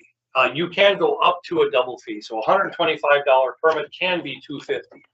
We have the authority, if you will, or the ability to have it be less than that based on the conditions. So let me go a little bit further down that road. The building code is based on voluntary compliance. It is. We don't have any jurisdictions that want us to patrol the up and down, monitoring and looking in the backyards and looking for empty cartons of air conditioners. That's just not something that we've been asked to do. We've been asked to educate people and help them understand the benefits, the why behind the what, and based on voluntary compliance. If somebody wants to put in a furnace on a Saturday afternoon, they're going to suffer the consequences. And generally, it's not been advantageous for us to, again, monitor or go around with binoculars or anything like that. That's just not something we've been asked to do. And quite frankly, I'd be uncomfortable doing that. Nonetheless, it's based on voluntary compliance. And to the point about the fee compared to the price of the water heater, please put that in perspective. Water heaters and furnaces, you're looking at 15 to 20 year lifespan. So it's a $125 investment to make sure that the installation is compliant, but that's every 15, 20 years, whatever that appliance longevity is. So I'll put that in perspective. Well, I'll challenge that, because I've at one time had close to 8-10 houses that depended on what I had buying and what I had sold. Right now, in the last 10 years, you're lucky you get 6 to 8 years out of a water heater. They just don't hold up. When I talked to, and I have the maintenance plans through Minnesota Energy, and I asked the guys, I said, what the heck is the best thing to buy? Doesn't matter. They're all made in Mexico and they're all junk. And that's basically the truth. They do not last. Water heaters don't last. Now air conditioners are going out 8 to 10 years in lifespan. So if you got some out there that are lasting more than that, I'd like to know the brands, because I'll tell you what, I've tried a lot of different ones. And it doesn't matter. And what used to cost on an air conditioning condenser unit, $1,000 to $2,000 is now $4,000 to $6,000. Then if you got to throw a furnace in it because the exchanger won't fit in the plenum, okay, help you boys and girls, it's going to be about $12,000 to $15,000. It's horrible. It's just horrible. And then when you throw this cost, and you can see the trends, I'm just saying, it's not too hard to see why there's nobody doing it, because of the cost. And how that can be solved, I'm not asking you to go around with binoculars. I'm thinking this is a staff issue for Pine City. It's not a staff issue for what you guys do. But we do need to look at the fees. And when I still look at Cambridge, and I know you don't like me when I say Cambridge, but I'm gonna say it, $64, and they tell me they can make it go at $64. Andy, you gotta convince me that you can't do it for $64. You gotta show me on paper, because I tell you what, I'm a paper person, and I'm a history person. I like that. I really like that when you say that, because I tell you what, history has some really big way of repeating itself. Well, I'm not gonna go through and bring up my calculator, but I can show $64. If we have a percentage of $64, we pay taxes, we pay insurance, we pay our health insurance, we pay health insurance stipends for our employees. They all need a decent wage. That $64 gets used up really, really quickly. And I don't have my spreadsheets here to show you our math background. And quite frankly, I don't know that we need to go to that extent, but $64 is not enough. It's by the time, again, you figure the percentage, the taxes, the insurance, and everything that we pay, it's not enough, Mr. Gill. Wait, but the argument then, when somebody comes to me and says, how come you're 125 and they're 64? Well, that's because we use people that we pay their health insurance, and we make sure that they're taken care of. Does that tell them that Cambridge obviously doesn't? They don't take care of their people? If they use people in-house, that means that they're being subsidized by the taxpayer dollar. So my question is, I know the college recently did some developments. How much did they pay in property taxes? Well, that's the assessor that's not something that. $0. College, what are you talking about? I checked, The college. I So checked their big project. if we were to take this and spread it on the taxpayer dollars to make it cheaper for all those developments, how does it go with the places that are not paying property taxes? How is that fair to everybody else who already can't afford it? Because there's been times in here where we've had to do assessments, and I've seen tears because they can't afford it. Now you're gonna say that you're gonna spread out cost on people that can afford it onto those individuals that can't afford it. And I might not be able to do those improvements, but maybe you can. So I have to pay for your improvements? We'll raise taxes for it. And are you a business? Yes. So do you work for free out of the goodness of your heart, or do you stand here to make some money? Gas and groceries cost money. Right. So they're not gonna be free. Even if we go in-house, even if we drop the rates, we gotta raise our property taxes and put that out on people that can't afford it. So we can go either way. We can make rates cheaper. We can drop the percentage that we get from the city. The city could just eat that cost and raise the property taxes to increase Tabitha's levy. We can do that. Those are options. But let's not sit here and yell at them for having too high rates. If we want to get quotes on other businesses to see if they have cheaper rates, we can do that. We did that. We didn't get any other rates. I think my point is a little bit simpler than that. My point is that non-compliance is just flourishing right now. And it doesn't matter whether I can afford it as a person or a counselor, it doesn't matter. I can afford it, but the rest of them aren't paying it. So where do you think, non-compliance is just flourishing, and these people are not paying for it anyway. So we're not really raising anything. We're not really lowering anything. Bring up a water heater. Say you incorrectly install it because you're not in compliance. Your house burns down. Is the insurance going to pay So it if you're not in compliance? Yeah, There's that risk. They won't know. They won't know. Well, they won't know. People, and who's going to prove that they put it in, or Uncle Joe put it in? Who's going to prove that? The permit. Right. Yeah, but The insurance is going to start asking questions. too. And they already are. And I think we So- touched on this earlier, but I think I agree with you, Dave, 100%. And I don't want to say that I think your rates are too high. I understand, again, I think we entered this conversation saying, I understand how the world works. You guys have to make money. You're a business. You need to Well, be. We want to stay in business. Correct. You're not doing this as a charity. I would assume Cambridge has a on-site or has a They have an Cambridge. in-house, yes, in-house. in-house building official. Mhm. So that immediately, you're not having folks that are driving from wherever your seat or wherever your home offices are, budgeting their time, they're paying employees. You have one guy versus an entire staff full of people. I see the benefits of both, because I think it would be very hard to fit what Rum River does into a single person employee at the city of Pine City. And it's also helpful to look at looking at the fee comparison, also look at the expense comparison, because we pay rent, we have a building.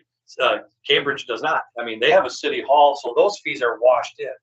That's another thing, is if we're going to compare fees, we also have to look at the other input to the expenses in order to make an accurate comparison. How many engineers do you employ? Zero, we don't have any engineers. So if you have people that inspect, don't you ever have to call in an engineer? No, so engineering is a licensed design professional that's licensed by the state of Minnesota, whether it be a structural engineer, a civil engineer. We don't employ engineers, no. Okay. We work with them collaboratively, but we don't Right. employ them, no. Okay. So we work with them on projects. And one thing I just want to point out, in 2018, residential maintenance permit costs were $40.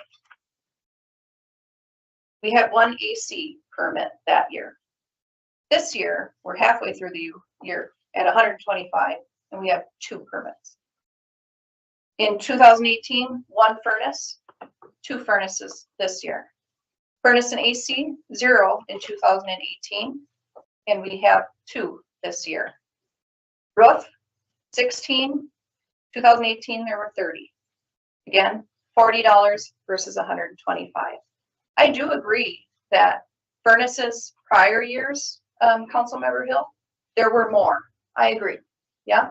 But I don't know if that is because the age of the building, and we just had to replace our air conditioner after 25 years. And they're like, don't replace it unless you absolutely have to, because they don't make it like they used to. I know. Right. Yeah. And unfortunately, we didn't have that ability to give it another last breath in order to cool our house during the heat that happened this summer. So it could be that the building stock is getting older, and at that time, those were then going out from that time period, or there's a lot of different circumstances that may be at play, not just necessarily the cost. Yeah, correct. There's a lot of factors at play here, as well as maintenance. How do you take care of that water heater? Do you flush it, or do you just let the sediment build up in the bottom until it finally dies? Thank you. So there's a lot of factors here. It's really hard for us or anybody to point to any one thing and say that's the decrease in permit acquisition is due to any one thing. Because again, there's a lot of factors out there. Appliance manufacturing, longevity, maintenance, there's a lot. But again, as I stated earlier, we're all about education and voluntary compliance. So if there's a way that we can continue to educate the residents, Newsletters, or, whatever it yeah, might be. to say, hey, have you checked on your water heater? While completing this information for everyone this week, I saw water heaters anywhere from $1,200 to $4,000, and that's for the water heater. Does not include for the professional to put into it. So those can vary quite a bit, and just that education piece of protect your investments, protect your families to make sure that they are inspected and that they're good. We see, on the news of places that blow up because things were not inspected or had issues, and I don't want that for this community or any other community. So if there are other ways that we can reach out to people through our handouts, we have dozens and dozens of informational handouts on our website. If you ever look, they're all available, from decks and accessory buildings to maintenance in water heaters. If there's a way that we can get that information in front of your residents to explain, again, that why behind the what, we're happy to help. Well, I got 2 things to say. And one is, I thank God every day that we have a rental registration program, because when we started this in 2000, and I helped implement it starting in 1998, and we started going through these units, and we had 400 to 500 homes to go through. And we went through the first time, we found things that were wrong with the place. We didn't know we did them. What was the problem? The second time around, when we went around for 2 to 4 years, depending on what we found wrong with them the first time, I found all kinds of stuff cobbled together. I found water heaters wired with lamp cords. I found, gas units converted to electric, and nothing was capped off. Everything, we had open gas lines. I mean, I could go on and on and on. That's why I'm saying, and we can't do that in private homes, because this is the United States of America, and I was a veteran, and I fought hard for freedoms in this country, and I don't want people barging into my homes. But we maybe need to get the word out to the insurance companies as inspectors, and say to them, somebody needs to make sure that these people on the major appliances that do affect an explosion, like water heaters and furnaces and stuff, are installed properly, because I've seen them, you've seen them, I've seen the cobbled up wiring, I've seen the water connectors used on the gas connectors. I mean, I've seen it all, just like you have.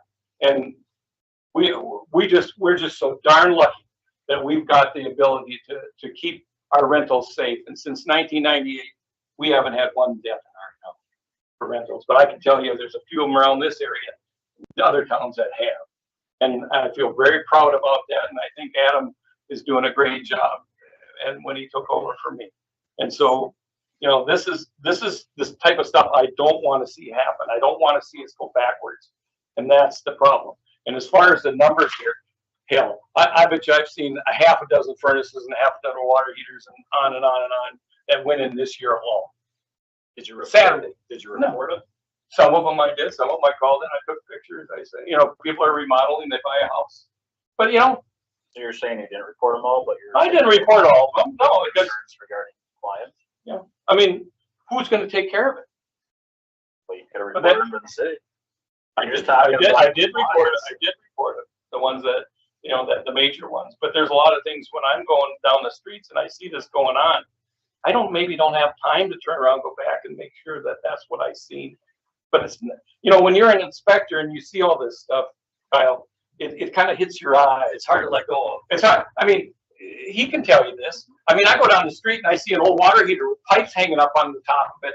When then there's a box sitting there about the same size. Well, it doesn't take a brain surgeon to figure out that this is a water heater replacing a water heater. I think So- some of this can be summarized too as choices and consequences. If people choose to avoid the law or not know what the questions are, I mean, we answer the phone all day, every day. Somebody has a question, call us, we'll ask. Do I need a permit for this? So it's, again, choices and consequences. If they choose to install things without a permit, or they choose to not even ask the question, they're going to suffer the consequences. We can't really help protect people from themselves. Well, all we can do is be available. I know. It's a, you know, the worst. But I thing- hear your frustration. The worst thing about prevention, and I learned this for many, many years, there's no statistics kept on what we prevented, but they sure to hell know what disasters happen. That's a And great that's- point. So we're yeah. looked at, you know, first responders, absolutely. And the inspectors now are getting looked at fire and building as more and more as the first preventers. And I know Adam does a great job. He goes on the radio. He does a lot of fire, which I never even did, never even thought of, and it's a great idea. I'm glad he's doing it. And giving out these ideas, and maybe that's where, as a city, we need to get a little more proactive and saying, here's the regulations. You know, we don't do city newsletter. We used to do newsletters, and actually they were pretty darn popular. People used to enjoy them. And to have a section in there that Rum River could write in, and of course Adam would write in and talk about that, about the permit process and why it's so important. I'd like to see more of that. I really would. Well, our local newspaper has that. So You could do that column, put that in a column. I do have a question, Mr. Zemek. Before we've talked about business inspections, and we've talked about, I think, the international property maintenance code, which I guess in that case looks more at the external, but with doing some of that, if we got into routine patrols, catch any of these things and help us address the compliance issue? I just don't want to be a Gestapo, but I just think if staff is driving around and they see something else, a water heater sitting out on the driveway with the truck sitting there from Joe's Plumbing in Bloomington, I'm not trying to pick, I don't even know if there is a company called that, but bingo, that's part of the big problem we have is they get somebody that's not around here and they don't even think about asking for permits. And Can I throw something else out there? And this is just, I've been in local government for 20 plus years at this point in time in some way, shape or form. If you are in local government or active in local government and you're a homeowner that just bought a home and whatever, oh, my water heater went out, you're going to go to Menards, you're going to buy a new water heater, you're going to put it in, you're not going to think anything about it until someone says, hey, did you know that you were supposed to get a permit for that? Right. Mm-hmm. And correct. And a lot of times the contractors are, of course, know that their licensing requires them for permits and things of that nature. I haven't seen too many homeowners install their own water heaters. You know, a lot of times homeowners will take on their own construction projects, but not necessarily mechanical or plumbing. That's just been my experience. But I get your point. So getting back to this, I really appreciate the the conversation and, you've seen our contract, our proposed contract, very similar to our current one that we have going on. And right now, we receive 80% of the funds. So out of $125 residential maintenance permit, we've received $100 for that. I know that council members have indicated in the past in other council meetings, well, maybe we waive our percentage so that it stays at that 100, and that's what is charged for the fee, for that fee. As you can see under the total residential maintenance permit fees collected over the years, we have not gotten rich off of those for that money that has been received, not the city, not Rum River. We are trying to provide that required service, right? So I do know, from what you said, Marcy, that some of these funds fund other areas of the city, and that is something that you all will need to discuss. But we can certainly, if the council decides to decrease that amount, and we are only paid that $100, and you only charge 105, and you get a couple dollars per, certainly, that is your prerogative as the city council. You are able to do that. If you find that in other areas that you would like to exercise that opportunity, by all means. I would say, and hopefully you guys would attest, for the majority of the work that needs to be done for the permit administration, Rum River does the majority of the work. Yes, there is some plan reviews and various different things, but the administration, not only the technology, the equipment, the vehicles, the staff, the permit technicians, the inspectors, the delegations, the certifications, that all is on our shoulders in order to provide that very good product and service for the community. And that's truly what our goal is. And again, for that voluntary compliance through education. And we have a really good team. I'm very proud of them. They work hard. They care about what they do, who they do it for. So if you guys, if you decide that, hey, this is just too much, I think, for our community, and you want to massage those percentages and come back and negotiate with us, we are more than happy to do that, because I know that you care about your community as well, and that you want to provide a good service to them and support them. In the interest of time here, I'd like to go through the contract, because I think I got a few things I want to talk about. One thing really quick that I would like to just toss out there to this is more for our council level, but I'm looking at, if we wanted, something that just pops into my mind as I look at our residential permits.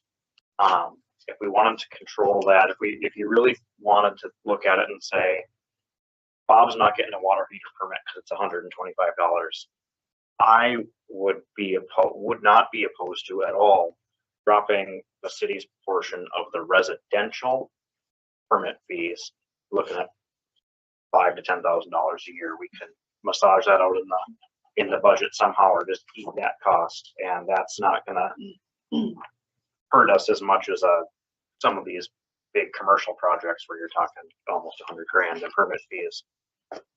So that's just what I wanted to say, and then I will echo Mr. Hill's comment I about. have one thing. Oh, sorry. For me, is it safe to say I work in this every single day? Your fees to me seem to echo economic conditions from 2018 to 2026.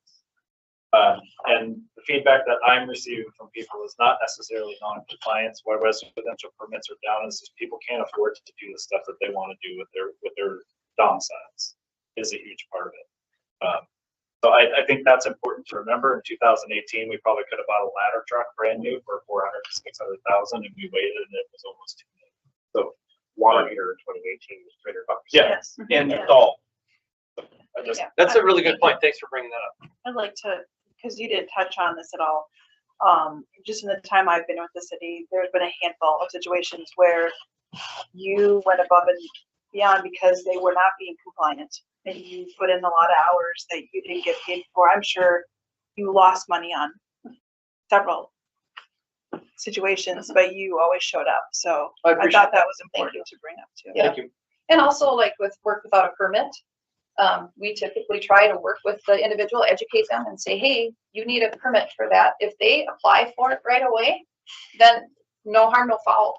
And per state statute, we can double that. So if it's $125 permit, we could charge that $250.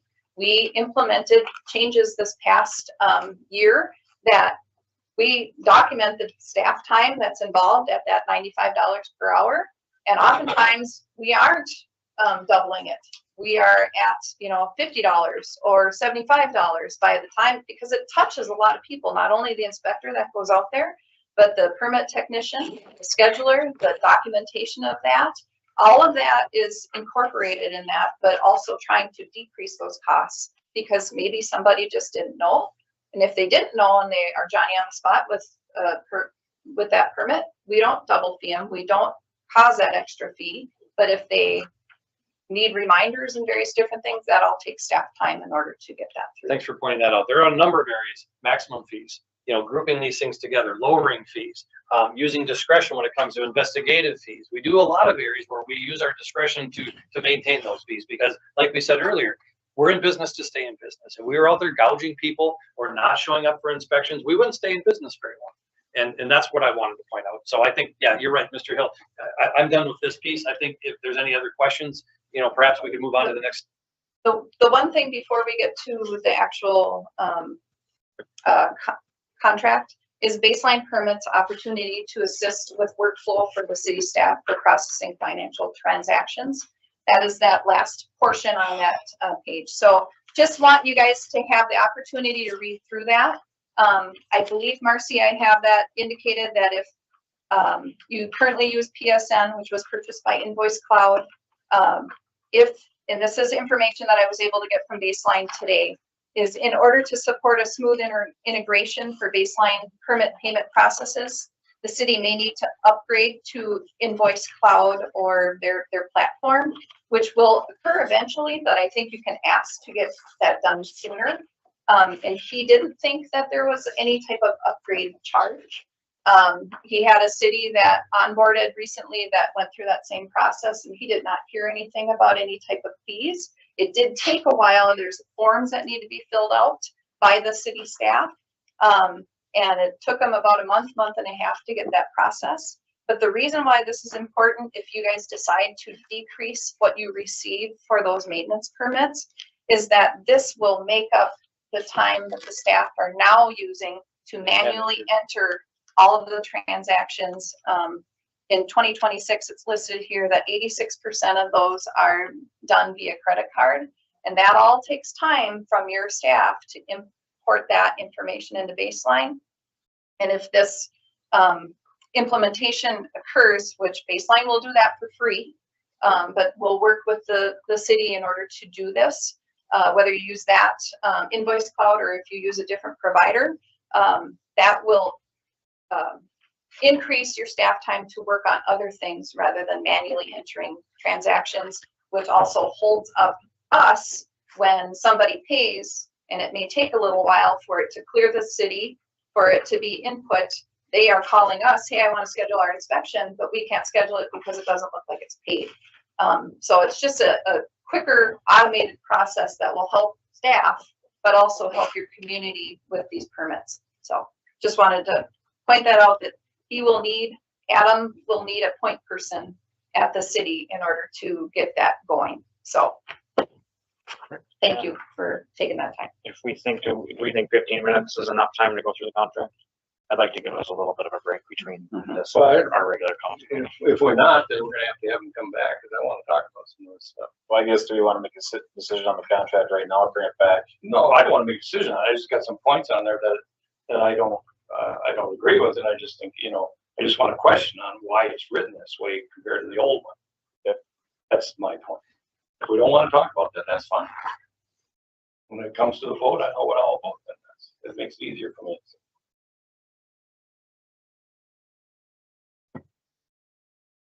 Right. Oh, okay, well, everybody got the contract in front of them? The new one? Okay. Which one is it? It's on page 23. Just want to make sure Adrian's on board here before we start. Me too.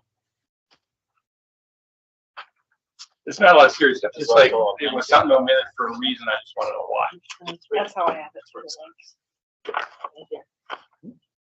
So the first one I'm going to go to is number 1, designated building official. And there's the part in here that talks about the primary jurisdiction staff contact for the scope of service should be the city administrator. On the old one, it was the city administrator and development coordinator, or development director. Why was that taken out? Typically, well, we found that to have a point of contact is more beneficial than multiple. Well, And that can change, Councilmember Hill, if And you we want currently somebody don't have else. that, or- we don't have that person. Yeah. Sorry, position, right, currently, we don't have a community development director. I understand that, Marcy, but what I don't understand is, what if you're not available and we need to get some We assistance? always know that Melanie steps in. It doesn't say that here. It does, it says, Would you like it to add says the word it says city administrator only. So that's why I'm saying city administrator or designated, or And however you want to word that. Sure. I mean, you know. we can, sure, but we also have it in our workflow that's already established. This is a contract, Marcy. I don't want We- somebody starting we to pick can at add a a contract because it wasn't in there. You understand what I'm saying? I'm not disputing that we don't have a checks and balances somewhere, but when you're signing the contract, I don't want them coming back, not that they would do this and say, well, it's not in there. We don't, we can't do this because Marcy's not here. It doesn't take a lot to add it, so. it Yeah. might be a No, I think it's just a good thing to have. Okay. Yeah, I made note of that. And then, under number 10, it's contractor reserves the right to change the prices of services offered in the attached A through F, and we know what they are. That's the different categories. And should be given, shall provide the jurisdiction 60 days written notice in advance of any proposal change. I think there should be something in there that says with council approval. We're not gonna, you're gonna come with a change in prices, the council has to approve that. That's what a contract. Certainly they do. And So that's what we've always done. So we So if that's being taken care of in there, I don't have a problem with it, but I just don't see it in there. Then when we go to number 16, independent contractors. One of the things that I was always told, and correct me if I'm wrong, Andy, but I was always told by the state, you need to have your ID on and stuff, and you guys do. You got Rum River on, you got your shirts on, you got all that. But I really like the idea, because I've had contractors and people say to me that, who's this Rum River? Well, they're our building official. Oh, how come they don't have a City of Pine City badge on or something that indicates they're working for the City of Pine City? And there is when you so I Googled, I'm into Google stuff, and there is some state talk that says, well, some of that's important, but some of it's not. Some of it is required, some of it's not, and it usually is directed by a city ordinance. If the city ordinance says that you should have the contractor should have some type of indication that they're working for the City of Pine City on, that then the people would know that. So is it something that you would consider, Rum River, some kind of a badge that you hang with your badge that says you're a contractor or a vendor for the City of Pine City? Or would you be opposed Like a to that? lanyard, couldn't you just put a lanyard? Do you drive Put it over Chevys? your neck? He's a Superman. Both. Actually, if that's something that would be desired, I don't see a problem with that. We do have dedicated inspectors up here, so it's not like we would be buying badges for 20 inspectors. It would be 2. So if that's something that council and administration would feel more comfortable They with, basically said that workers that wear identified badges that clearly display the hiring city's name helps ensure public transparency, security, and resident safety. So in other words, they don't think you're, oh, this Rum River, I've never heard of it. I know what the City of Pine City is. So they want to come in and inspect my water heater. Is that right? And I guess I don't know why people would be so, but this is today's world and everybody's a little skitty right now about who they let in their doors. And so I just thought, if it's something that we could do, the rules say, well, Minnesota requires state level of contractor registration and license numbers to be displayed on permits in commercial advertising. The ground daily apparel rules are typically governed by the local city. So that's why I'm saying, if we have to pass an ordinance, I guess we have to pass an ordinance, but if you're voluntary on it, then we just volunteer. So I don't think lanyards are necessarily a bad thing. I did work for a company where their IDs were scammed. And they had people going out and impersonating them and getting access to people's homes and robbing them blind. So I know that it's no guarantee. I do also know that in my world, we have contractors, and if they drive Chevys, they have magnets, and if they drive Fords, they have stickers, and it's an identification that they are a contractor for our company. So that's one way. But again, just because you have the identification doesn't guarantee you that they are who they are. So typically, the way we've been introducing ourselves is, hello, I'm Andy, the contracted building inspector for Pine City. Boom. As soon as we open the door, we have everybody that has their own little mantra of introducing themselves as representing the city. And the nice thing is they know we're coming. So they've already either scheduled it on Baseline, Right. they've called our office. Some I've been that scheduler and they're like, well, who is coming? So I know that the person is coming through the door, their name, and we are happy to provide that So they know who information to to them. Yeah. So absolutely. I have a law enforcement background. Totally understand. So, and I I'm commend just that. saying, So, today's work. yes. I'm Oh, hearing this and I'm, Yeah. I mean, it's just sad that we, for years and years and years, we used to leave back in the 70s, here it goes with history from Dave. We left keys in our pickups, in our cars out in the driveway. I watched one of my pickups back out of the driveway and go down the road. And I thought, well, I can't do that anymore. That was in 1976. I mean, it happened, we've lost that ability to do that. So that's why I'm saying this is something I thought when I read it, I thought, oh, maybe we should look at that. Maybe that's something that we could try to keep it very brief here, but maybe that's something that we could also work on through city planner's office, where could be something on our website, something from the Facebook that says, hey, have you guys met Rob River? They're a property inspector. And, Well, even Uber drivers, you don't put their Facebooks like before they come to pick you up. So there's gotta be a way, if you only have 2 building inspectors, to take their picture, text it to people and say, this is Scott, he'll be there between. I think there's other tools. Yeah, there's tools in the toolbox that we can utilize. Yes, I mean, you know what your Uber driver's gonna look like. I just figured we're in the contract talks, let's talk about it now. If they got that technology fee in there, you could just send a picture of who's coming through Right, the email, right. We got another good idea. Yeah. That's where we're all about. That's what I- If you've got, everybody You can looking for a kickback? attach Is that what- pictures. Well, back to the I'd like to city. know what he looks like before he comes. Okay, we're in the weeds. Yeah. All right, are there any other contract discussions, any other questions, any other, I'm done with my contract. any other questions from the rest of council? I do have one when you're finished, if you don't. Go ahead. Okay, thank you for that. We just want to make sure we're on good footing here. There's been there've been talks in the past about hiring it in-house and researching those options. I know that's been pursued. But as you can tell, we do a lot of research and we do a lot of customer service. So we're asking if we're on good footing here. If you're going to pursue, I guess a direct question is, are you pursuing an in-house building inspector? Are you pursuing anything else? Or do you want to continue with these negotiations? We wanted to have everything on the table. I think, and I'm a grouchy old guy, but I'm gonna be a grouchy old guy because that's what I have to do. And that's what people want me to do to make sure that we're getting the best bang for our buck. I'm gonna make one more comment. I was a little bit put out when you came to our meeting on June 3rd and you went to the public forum and you used that venue to talk to us and to chew me out, which was, you're right. I guess I'm a big boy. I can take it, but I can't respond to the public forum, and that offended me. And I just want you to know that. That's why it's taken me a little while to get warm and back up to you again, and that's why I wanted an RFP, because I thought, you know what, I don't have to take this.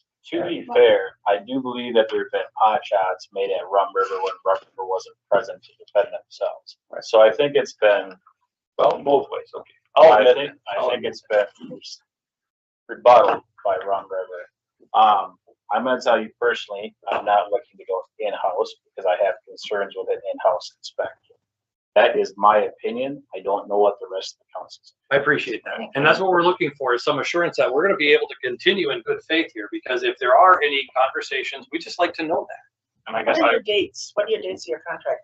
It's self-perpetuating. Okay. So we have a 90-day out clause. So if either party, you or us, are unhappy with the services, we can give a 90-day notice that we're going to discontinue services. Other than that, the contracts are meant to be self-perpetuating or automatically renewed. Okay, that's good. I need to know that. And that's worked really well in our 30-some cities. I'll throw it out there too and say that we have had the discussions and have had the conversations about a potential for an in-house employee. In my mind, I'm only here for 4 months, so that is what it is. But in my mind, it's doing the best services that we can for our community and what costs are the lowest to the city and the lowest to the residents of the city. So I can't say what will happen by the end of the year. I can't say what will happen next year. I have nothing to do with what happens next year. But my thought process has always been, how can we get a quality inspection product for as little amount of money as possible, cost to the city and cost to the residents of the city. So if that equals continuing with Rum River, I'm totally on board with that.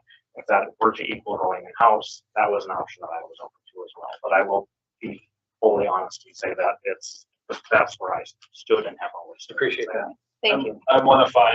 I was very interested in in-house, simply for the fact if there's the ability to take tax dollars and create a position, create a job, and get the same desired result for the people, that always feels better to me. But through this process of going through RFP, through your presentations, through the information that's been presented, it's been there, again, just my opinion, it's been made evidently clear to me that we are not able to provide the level of service with an in-house person, or even with the RFPs that we've received.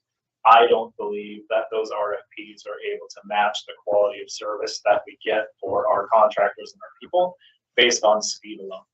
So that's, thank you. I would always, again, I'm always in favor of creating a job, but in this particular case, it would set us back because we pay a salary and then we're doing state inspections for plumbing reviews and all on down the line. So again, just want to find that that's my opinion.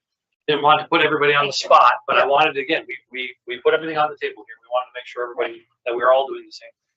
And in reflecting that, that all costs money in regards to having that in-person, staff member, the vehicles, the technology, the equipment and such. So part of that information on the total permit and plan review fees, knowing that some of those are really big projects, but they are really big projects that don't happen very often, you would need to not only, permit fees may not be able to sustain that funding for that. So that's also something to be aware of. So in-house, you have some type of mechanism so that any of our staff, whether it's planning, zoning, fire, whatever, needs to get a hold of you and talk to you about a certain project and its concerns, there's a mechanism to get back to them. I mean, is there a requirement, a time frame or anything? Because I think it's important. I don't think we need it in a contract. I just want to know what you're feeling. And thank you for that question. Adam and I were talking yesterday and today. I was walking up, talking on the phone. He happened to be right in front of me, talking about delayed egress in a mercantile. I mean, that's the way we're connected, and there's no charge for that. We don't charge for those things back and forth. Adam sees something interesting, he takes a picture and he texts it to me. I do the same with him. So that's why we're able to connect professionally. Is I'm in Osseo. Hey, Adam, look, we're all professional. We're all raising our level of education. So we have very good connected with Chief Miller as well as Adam Singer. Right. Well, when you first started, it was just you. That's right. And I was there when you started. Here we go back to history. But we used to sit down and just be prior to you when we had in-house, we would sit down with fire and life safety and everybody and you and planning, zoning, and have conversations. Does that happen at all? It does. We've been present at staff meetings. We're available for staff meetings. Those ebb and flow as the needs arise. But again, Mark's in the city here, I think every week, and he knocks on the front door. But we are available if there are staff meetings. We've participated in staff meetings again as the need arises. Okay, well, that makes me feel a lot better knowing that that's going on. I just wanted to hear it from you. That's correct. Okay. And you can hear the same from Administrator Peterson. Well, I know. And part of our contract, you get 2 free meetings or what have and you. We've been participating in many more than that, but again, we want to be available. One thing that you have done very well is your presentations. And throughout the years, there's been very not popular topics that have come up in this council chambers that you've come up and you presented on and been very professional and, in my mind, been able to de-escalate the situation. And I'm not necessarily sure that we would get that with an in-house or another service. So I It's a think learned skill. I tell you, over the years, we've honed our skills, and then again, back to reflecting to the fees, we've been able to find out where the pain points are. And that's why this is the culmination of 30-some jurisdictions over 10 years. And that's why this is as good as it is, because we do have that product experience. And we're willing to continue to learn, and receive that feedback. So we appreciate the conversation. I'm really thankful that we were able to do the workshop, because of course we don't want to monopolize your city meetings. And I know that you have a city meeting starting in 26 minutes. So thank you so much for having conversation. I would imagine that we'll work with Marcy in regards to next steps. But this would be the fee schedule not only for 2026. I don't see any changes for 2027. So just so to be aware of that. So, all right. Thank you all very much for your time. Enjoy your short break. Thank you. And our email and phone number are out there if anybody has any questions. I know there's protocol through administration as well, but we are available if there's any questions. Perfect. Thank you. All right. Thank you. I would like to make a motion to adjourn. So I'll second it, but what question, do we have to table anything to bring it back for discussion at a later point? This was just a workshop. I think it was just all informational, so we can, that's what I understood. I was a special meeting. work. This What's special meeting. So, Well, then, that's the point. Then I think it's important that we bring a motion that, the suggestions that we made, and if staff made the notes, which I'm sure they did, bring it back to the council at the meeting coming up under old business, probably. I think we probably either have to nix the current motion to adjourn or amend. Okay, I'll rescind my motion to adjourn. I guess I would, Why don't we summarize it? I would make the motion that we use all the, requests, for the contract language to be updated or reviewed by both parties, along with the planning concerns around the fee to be looked at. And we had that brought back at the next council meeting, not the one in 26 minutes, but the next meeting in September, It's less than if 24 that's a minutes. section, 24 minutes. for discussion and possible action, if that makes sense. That'll be my What I motion. understand is number one would be to add the deputy clerk under city administration. To have number 10 add with council approval, and number 16 add some sort of a badge for identification of inspectors going out to personal homes. Those three. That's what my summary would be. It could even be on the card, because that's what I used when I was doing sandstone. It was just on. Something to identify them. We can work through those details. Perfect. We've got a motion on the floor from Mr. Palmer, to bring back to the September 2nd meeting with the updated fees and fees and additions to the contract. What do you like to that second motion, second by Dave. Any further discussion? Hearing none. All those in favor, please signify by saying aye. Aye. Those opposed? Carries. All right, now would somebody like to make?